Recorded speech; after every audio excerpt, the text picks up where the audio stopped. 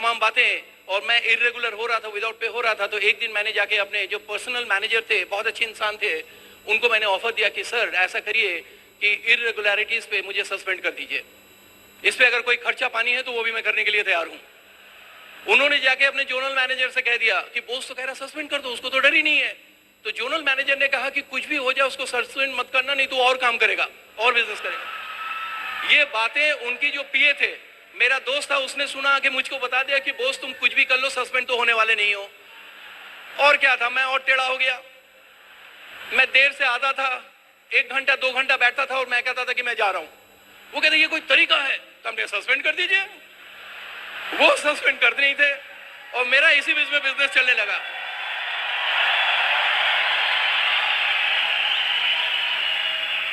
Ultimately दिसंबर में नवंबर में हम लोग का पहला फॉरेन ट्रिप मिला बैंकॉक का। वो भी एक एक्साइटिंग स्टोरी है, मैं आपको सुनाऊंगा। तो वो एकदम से चांस की बात, मैंने पासपोर्ट बना लिया था, नहीं तो मुझे एनओसी ना मिलता। तो बहुत से ऐसे लोग होंगे जिन्होंने अपने पासपोर्ट नहीं बनाया, यार कहीं जॉब करते हैं तो पासपोर्ट जरूर बना लीजिए, कामयाब होंगे तो एनओसी नहीं मिलेगा, बिल्कुल तय मान के चलिए। ये अजीबोगरीब दुनिया है। तो मैंने उनको ऑफर एप्लीकेशन दिया कि मैं बैंकॉक जा रहा हूं। तो उन्होंने मेरा एप्लीकेशन रिजेक्ट कर दिया कि नहीं तुम नहीं जा सकते, ये कंडीशन वो कंडीशन, तमाम बातें, बैंक में अभी ये हो रहा वो हो रहा, तमाम तरीके से। मैंने सादा कागज निकाला, वहीं पे रेजिग्नेशन लिखा, मैंने कहा ये है मेरा रेजिग्नेशन, मैं जा रहा हूं, दैट्स ऑल। और इस तरीके से मैं बैंक से बाहर हो गया। और सच बताएं, जिस दिन मैं बैंक से बाहर निकला ना, खुली हवा में, मुझे बहुत अच्छा महसूस हुआ। मुझे लगा कि बिल्कुल यही जिंदगी है, इसी को फ्रीडम कहते हैं, ना कोई बॉस है ना कुछ, मैं अपने मर्जी से काम कर रहा हूं। जिनको नहीं मालूम था उन सब ने कहा कि तुम बेवकूफ हो बॉस, तुमने ये क्या कर दिया। अभी भी मुझे कुछ लोग कहते हैं कि ठीक है डायमंड बन गए, लेकिन बैंक की नौकरी भी साइड में करते रहते। बड़े टिपिकल लोग मिले इसमें। लेकिन जब मैंने ऐसे जाके सबके सामने अनाउंस किया कि आज मैंने बैंक से रिजाइन कर दिया, आज मैं फ्री हूं, लोगों ने 10 मिनट तक तालियां बजाती रही। कहने का मेरा मतलब है कि अगर आपको यही नहीं मालूम कि एग्जैक्टली हमें क्या पाने जा रहे हैं, तो आप उस चीज को कभी पाने की कोशिश ही नहीं करेंगे। धीरे धीरे चेंजेस आने लगे मेरे अंदर, और मुझे कामयाबी का जो सही अर्थ है, जो सही मीनिंग है, वो मुझे समझ में आने लगा। कहते ना कि जिंदगी में आपके अचीवमेंट से आपको कितना क्या मिलता है, उससे भी ज्यादा इंपॉर्टेंट है कि उस अचीवमेंट से आप क्या बनते हैं, दैट इज मोर इंपॉर्टेंट। अपने आप को कितना बदलते हैं, चेंज करते हैं। सक्सेस का मुझे मतलब समझ में आ गया। सक्सेस का ये मतलब नहीं कि केवल कितना मैंने पैसा कमाया। मैंने 18 साल बैंक में जॉब किया। जब मैं पीछे मुड़ के देखता हूं तो मैंने केवल अपने और अपने फैमिली के बारे में केवल सोचा है। लेकिन इस 11 साल में जब मैं पीछे मुड़ के देखता हूं तो पता नहीं कितने लोग मेरे थ्रू इस बिजनेस में आए और कामयाब हुए। किसी दिन आप किसी को सपोर्ट करेंगे, वो कामयाब होगा, और आप उनके घर जाएंगे और उनके माँ बाप और उनके बीवी बच्चों को खुश देखेंगे, आपको कैसा फील होगा। I think this is the best feeling. कितने लोगों को मिला, कितने लोगों को ये फीलिंग मिलता। लोग कहते कि मैं कामयाब हूं, तो मैं पूछता हूं उनसे कि आपने कितने लोगों को और कामयाब बनाया। आपको लोगों को कामयाब होते हुए देख के जो महसूस होता है, वो तो कभी जिंदगी में मिला ही नहीं। मुझे बहुत अच्छा लगता, आपको भी बहुत अच्छा लगेगा। किसी दिन कोई इंसान यहां आएगा और आपकी तरफ उंगली करके दिखाएगा कि वो इंसान वहां पे बैठा है जिसके कारण आज मैं यहां पे हूं। उस दिन आप गर्व महसूस करेंगे कि आपने जिंदगी में कुछ काम किया है। ये डिफरेंट बिजनेस था। जो स्पिरिचुअल सक्सेस है उसका मतलब मुझे समझ में आने लगा। बहुत मुझे अच्छा लगा। अचीवमेंट तो बहुत हुए। मैंने 18 साल बैंक में जॉब किया। 18 साल का मैं अचीवमेंट आपको बताता हूं। मैंने 3 साल नौकरी करने के बाद एक मोटरसाइकिल खरीदा था, राजदूत। उसके 5 साल बाद उसको बेच के हीरो होंडा मोटरसाइकिल, उसको मुझे 3 साल में बेचना पड़ा। घर में कुछ प्रॉब्लम आ गया था, जो चैलेंजेस। उसके बाद मैंने एक बजाज एफी खरीदी। ये 18 साल की अचीवमेंट बता रहा हूँ। और 2-3 बार मैंने एलएफसी लेके, एलटीसी लेके, मिसेस को लेके घुमाने ले गए इधर उधर हिंदुस्तान में ही। सबसे छोटे होटल में रुके, शॉपिंग करने गए तो हम लोग ने काफी हाथ कसे हुए थे। विंडो शॉपिंग हम लोग ने ज्यादा की। और एक छोटा सा मकान बनाया था 450 स्क्वायर फीट में, बैंक से लोन लेके।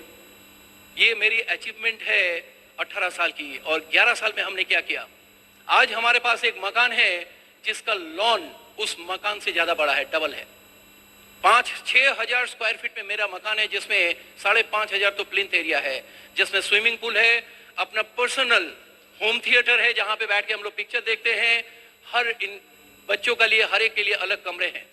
मेरी दीदी का डेथ 2001 में हो गया था। मैंने अपने भांजों को अपने साथ रखा, उनको पाल पोस के बड़ा किया, उनकी शादी कराई, उनकी बच्चे भी हैं, हम लोग सब एक साथ रहते हैं।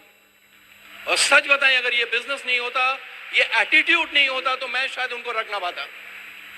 आई फील प्राउड कि मैंने जिंदगी में कुछ अलग किया है।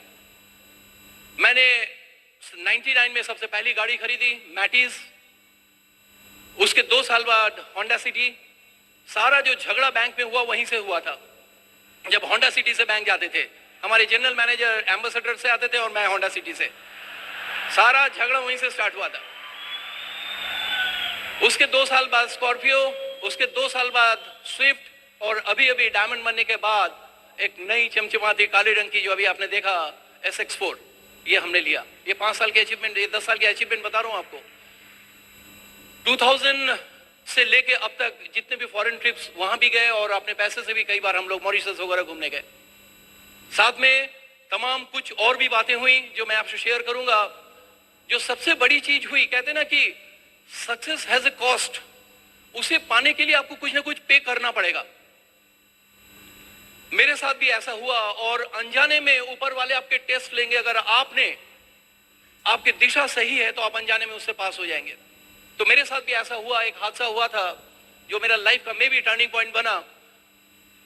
जिस दिन मीटिंग थी थर्सडे को, जब हमने वहां पे लखनऊ में थर्सडे मीटिंग स्टार्ट किया, तो मैंने देखने लगा कि हर काम थर्सडे को आने लगा। कोई बाहर से मिलने आना था तो वो भी थर्सडे को, किसी को जाना है तो थर्सडे को, किसी की शादी हो रही तो थर्सडे को, बर्थडे हो रहा तो थर्सडे को।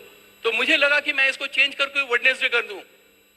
तो किसी ने बताया, एक सक्सेसफुल लीडर ने, अगर तुम वेडनेसडे कर दोगे तो लोग वेडनेसडे को आने लगेंगे, जहां कर रहे हो वहीं लगे रहो। तो एक बार ऐसी हो गई कि मेरी बेटी का बर्थडे था, और 2 चीज एक साथ हुआ था। बर्थडे था और उस दिन मेरी मीटिंग भी थी। मैंने घर में लोगों को बुला लिया था, मुझे ध्यान नहीं था उतना। घर में केक कटना था, साथ में उस दिन मेरी मीटिंग भी थी। तो मेरे पास 2 चॉइस था, या तो मैं मीटिंग में जाऊं जहां 200-300 लोग मेरे लिए वेट कर रहे थे, क्योंकि मेरे अलावा उस समय कोई मीटिंग लेता नहीं था लखनऊ में, या दूसरी चीज उनको छोड़ के मैं घर में बच्चों के साथ एंजॉय करूं। मैंने अपना प्रायोरिटी चेक किया, और मुझे लगा जैसे हमारे लीडर्स कहते हैं, प्रायोरिटी में जो चीज ऊपर है उसे करना चाहिए, और मैं मीटिंग में चला गया। मैंने उस बर्थडे को मिस किया था। मुझे अच्छा नहीं लगा, मेरे मिसेस को अच्छा नहीं लगा, मेरी बच्ची को अच्छा नहीं लगा। शाम को जब मैं लौटा देर से, लोग जा चुके, मुझे खाना भी ठीक से नहीं मिला। मुझे दुख जरूर हुआ। उसी बच्ची ने उसी समय मुझे एक दिन अचानक स्कूल से आई और कहा कि पापा, उस समय वो 5th में थी, और कहा कि मुझे USA जाना है। तो हमने कहा कैसे? कह रही स्कूल से जा रहे हैं, मैं भी जाऊंगी, और मुझे पैसा लाइए। उसने सोचा कि मैं इस पर्स से निकाल के कुछ पैसा दे दूंगा, वो USA चली जाएगी। तो वो तो पापा को समझ में आ रहा था कि कुछ गड़बड़ है। तो मैंने कहा कि कुछ लिख के दिया टीचर ने? कह रहा हाँ। उसने दिखाया तो देखा उसमें 80,000 रुपए। ये 2000 की बात है। एक बैंक में नौकरी करने वाला, तब इतना बिजनेस तेजी में भी नहीं पकड़ा था। 80,000 बहुत होते थे। पर्सनल लोन भी 50,000 से ज्यादा नहीं मिलते थे उस समय। मैंने क्या कहता, मैं अपने बच्चे से ये भी नहीं कह सकता था कि बेटा तुम्हारे बाप निकम्मा है, मुझे ये करना अच्छा नहीं लगता था।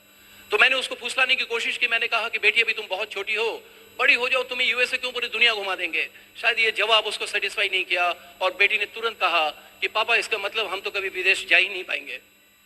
बिल्कुल चोट लगी थी दिल में। मैं अंदर ही अंदर रो पड़ा था, और मुझे उस दिन लगने लगा था मैं किस बात का बाप हूं, किस बात का मैं बाप हूं कि मैं अपनी एक बच्ची की छोटी सी इच्छा भी नहीं पूरी कर सकता हूं। वो मेरी जिंदगी का एक बहुत बड़ा टर्निंग पॉइंट था। उसके बाद तो इस बिजनेस में कितनी भी तूफानें आई, कितने भी कुछ मुझे रोक नहीं पाया। और अगले साल उस बेटी को उसके बर्थडे में एज ए गिफ्ट मैंने 35 दिन के लिए USA भेजा था। ये मेरा गिफ्ट था उसको। उसका अगला बर्थडे उसके जापान में, उसका अगला बर्थडे UK में, उसका अगला बर्थडे मॉरिशस में, उसका अगला बर्थडे फुकेट में, उसका अगले बर्थडे अभी हम लोग बीच में पटाया में भी गए थे हम लोग, फिर बांग्लादेश में भी गए थे, उसका बर्थडे सेलिब्रेट किया। आज वो मेरी बेटी न्यूजीलैंड में गई है अपनी पढ़ाई नहीं करने, कोई नौकरी के लिए पढ़ाई करने नहीं गए, केवल अपने सपनों के लिए कि मुझे विदेश में पढ़ना है, दैट्स ऑल। और इसके लिए मैंने सारा, वो इतनी बड़ी स्टूडियोज भी नहीं थे कि उसको स्कॉलरशिप मिले, वो सारा पैसा मैं पे कर रहा हूं। जिनको मालूम है विदेश में पढ़ाने में कितना खर्चा है, केवल उसके सपनों को पूरा करने के लिए। वो हिंदुस्तान में भी इस बिजनेस को कर रही है, वो वहां पे भी इस बिजनेस को कर रही है। अल्टीमेटली उसको ये बिजनेस ही करना है। कुछ लोग कहते हैं फिर आपने इतना खर्चा करके क्यों भेजे? तो हमने कहा कि आपको सपनों का मतलब ही नहीं मालूम। जिस दिन मिल जाएगा आप भी कामयाब हो जाएंगे। बहुत पावरफुल चीज होती है ये सपने। आज जब मैं अपने बच्चे को देखता हूं अपने प्रति विश्वास को झलकते हुए, मुझे अच्छा लगता, मुझे नहीं हर माँ बाप को अच्छा लगेगा। मैं हर एक से कहता हूं कि इस बिजनेस को कर लीजिए, किसी दिन ऐसा ना हो कि आपके बच्चे बड़े हो और वो आपके ऊपर उंगली उठा दे कि अगर उस अंकल ने किया था तो आपने क्यों नहीं किया था। क्या जवाब देंगे? कोई जवाब नहीं होगा आपके पास। बहुत लोग मिले, तरह तरह के लोग मिले, हमने इस बिजनेस को फन भी किया, मैंने एंजॉय भी किया। अलग अलग टाइप के लोग मिले। एक बार एक साहब मिले, पढ़े लिखे इंसान, एयरपोर्ट के, और उन्होंने कहा कि अरे जो भी कहिए एमवे बेवकूफ बनाती है। तो हमने कहा कि कमाल है दिमाग आपका। 50 साल से 93 कंट्रीज में किसी ने नहीं पकड़ पाया और आप बिना किए इस बिजनेस को पकड़ लिए कि ये बेवकूफ बनाती है। हमने कहा आपका तो फोटो नोबेल प्राइज में जाना चाहिए। हमने कहा कमाल का दिमाग है। तो हंसने लगे हैं। हमने कहा हंसने वाली बात नहीं है, आप अगर 7th में पढ़ रहे होते तब तो आपकी बात में दम था। हमने कहा ऐसी बात है, आपके मुंह से शोभा नहीं देता है। तो लोग मिले, एक बार एक को मैं प्लान दिखाया और सब समझाया कि डायमंड बिजनेस ये है, डायमंड में ये इनकम है और आपको साल में 2-2 बार फॉरेन ट्रिप मिलेगा। तो थोड़ा सीरियस हो गया। तो कहने लगे कि इतने फॉरेन ट्रिप मिलेगी तो छुट्टी कहां से मिलेगी। मैं तो समझ गया। मैंने उनको समझाया कि कोई बात नहीं, विदाउट पे हो जाइएगा।